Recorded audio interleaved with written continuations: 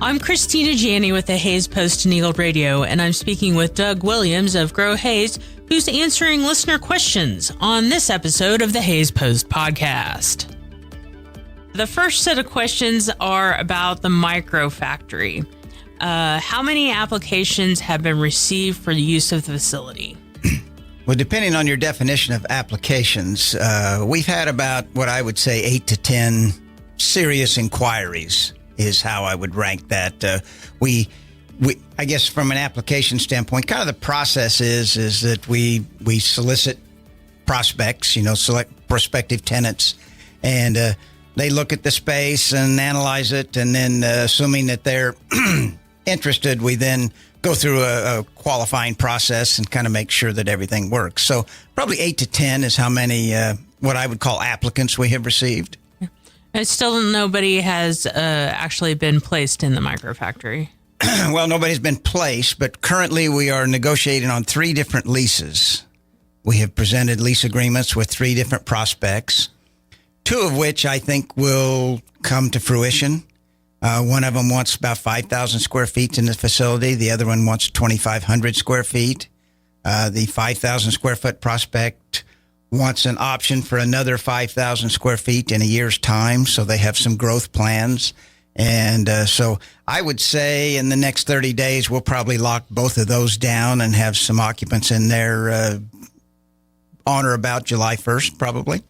I know it's kind of hard because when you're in these negotiation processes, you can't really release who it is, what they're thinking or anything like that. It's really only until the contracts are signed and the agreements are in place that those announcements can happen. Yeah, we can't get specific about the prospects. One of them we talked a little bit about before. It's a Canadian company, so that has presented some challenges with visas and that type of thing. But they're a tech company making a tech product, and the other is a company from eastern Kansas that's looking to expand out here and do some more. So 2 very solid prospects. I think one of them, the tech company, is really exciting because it could be one of those that could have really explosive growth, and so that would be awesome. All right, the next question is, what is the amount of city and county funding for operating the expenses of the microfactory? 0. The microfactory was constructed. There were no city or county dollars that were used towards the construction of the microfactory. We received a grant from the state of Kansas, and then we received funds from the Schmidt Foundation and from the Patterson Family Foundation. Each contributed. And then the Innovation Center in Norton made us a very attractive loan to close the gap. We had a gap. After we got the funds from the state and we got the funds from Schmidt and Patterson, we still had a gap, and the Innovation Center was good enough to step up and make a loan on the property. So we have some debt service that we need to make payments on and that kind of thing. That's why we have to start getting some rents and to be able to make those payments. But there were no local, state, or any city or county funds used, and they don't cover any of the operating expenses on an ongoing basis. Well, I know that has sat empty for a little while. I mean, have you had expenses just to maintain the property while you're looking for tenants? Absolutely. We have a monthly cost. We have property taxes that come up once a year. We have insurance, which is anybody buying commercial insurance in the world, or even homeowners and that kind of thing. The insurance industry is kind of an upside down situation, and premiums have gone up a lot. And then we have utilities and just some general maintenance type things. We budgeted in an amount to cover us for a period of time, but we definitely have expenses we need to cover, and we definitely need to get it rented. And that's just coming out of the Grow Hayes budget? Well, out of the budget for the microfactory. Okay. Do you want to review the goals for the projects, and are landmarks being met towards those goals? Well, the goal was to, the whole concept is to construct a facility that was manufacturing friendly and to attract anywhere from 3 to 5 to 6 tenants who would be startups in nature or small companies that had the capability of, the promise of growth, and to provide a environment which was appropriate to their needs. And basically, from a manufacturing standpoint, that means tall ceilings, overhead doors to get product and materials in and out, power capable of doing what they need to do if they have a need for power. Shared facilities like perhaps a forklift or a floor jack or compressor, those kind of things. And then put those people in there for a period of time, and hopefully a 3 to 5 year period. Hopefully in that time they experience growth and have a need for more space, move out into their own facility, which hopefully we would construct, and they would construct in the Heart of America addition, right out where the microfactory is.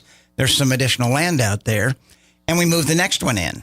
And this is just an ongoing process to try and foster this growth with this type of business.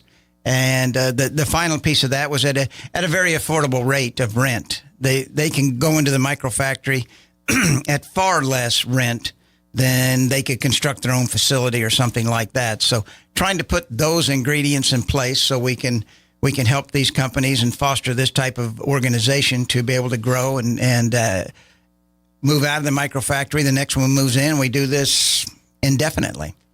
Well, we have been updating on this regularly since the microfactory opened.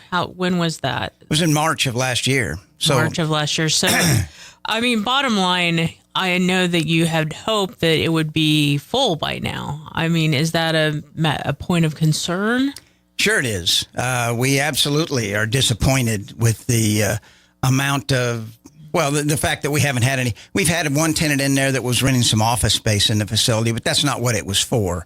It's for manufacturers or something along those lines, and we're definitely disappointed. We anticipated that it would be full well before now, and I think that that tells us a little bit about why we really need a microfactory. It sounds a little counterintuitive, but we don't have a good manufacturing base in our community. We're primarily, I've talked about it before, we're white collar. Hayes Medical Center, Fort Hays State University, USD 489 are the three largest employers, and those are primarily white collar jobs. We don't have the lots of small manufacturers doing things. Certainly we have Hess, we have Intersys. Those are pretty large manufacturers relative to our space, but we don't have a lot of them that I would characterize as small startups making things and whatnot, like maybe a Salina or a Wichita does. Salina and Wichita very much are much more manufacturing oriented than our community is. And that goes back to Wichita. Certainly there's probably hundreds of firms that manufacture parts for the aircraft industry because they have large aircraft manufacturers in Wichita. Salina, a little bit of that the same way, the aircraft industry, but also, they used to be Great Plains in Manufacturing. Now it's Kubota, large manufacturer. And then Schwann's, Tony's Pizza, they manufacture pizzas and food and that kind of thing.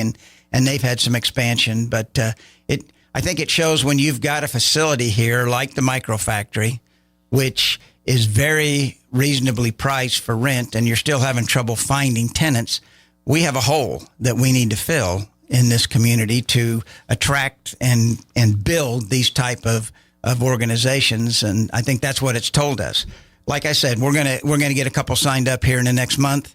I think activity always generates more activity, so I think we'll be getting some additional customers and prospects, manufacturers into the building, but it's been slower than we would have liked. That's for sure. We've talked about two big barriers to manufacturing in this community. One is water, and one is employees. Do you still think that that's a factor in trying to get industry here? Absolutely. The water issue, it's always a challenge. It does limit the type of organization that can come here. I've talked about it before. I've had inquiries from beef packing plants that would like to locate here, small ones. And when you start talking about the water usage they have, it's not a good fit. We can't sustain that type of thing. But there are, as an example, Hess and Intersys, they don't use that much water. Excuse me. And so the right type of manufacturer we can easily support, but the ones that are big water users, we we would have a problem with. And then workforce is always a problem in all of rural Kansas. And that ties our hands significantly on the recruitment of somebody that would be a large employer, somebody who came in and wanted 200 or 300 people to start off with. We just would have a really difficult time accommodating somebody like that. And that's why what we're looking for at the microfactory is a small startup. They start with 2 or 3 people, and then hopefully they grow to 5 or 10 and 20. And, what we're really looking for is the next Dan Hess. He started, I believe, in 1989 or 90 with just him and maybe one other guy or just him. And now he's got 300 or 400 people and a very significant business in our community. And that's what we're looking for is people like that. Okay. Well, I want to get to this other question before we get out of here this morning. It's about the Grove. And the question is the property around the new senior center, which would be the Bob and Pat Community Center, geared for senior citizens, and will there be villas? Well, it is geared for senior citizens. What I always say is the Grove is retiree friendly. It's not retiree restricted. When you enter into this situation where you've got a restricted community, say 55 and older, for example, it presents any number of challenges when you have, say, spouses that are different ages. One may be 55 and the other is 50 or what have you. How do you handle those kind of things? And also, there are people, maybe singles or couples that don't have kids or things that would fit very nicely in the Grove, but, we don't want to restrict that type of use. So it's retiree friendly. And by that, I mean the homes are all slab on grade, zero entry. The floor plans are all designed to be accessible and those type of things. But they are not retiree restricted.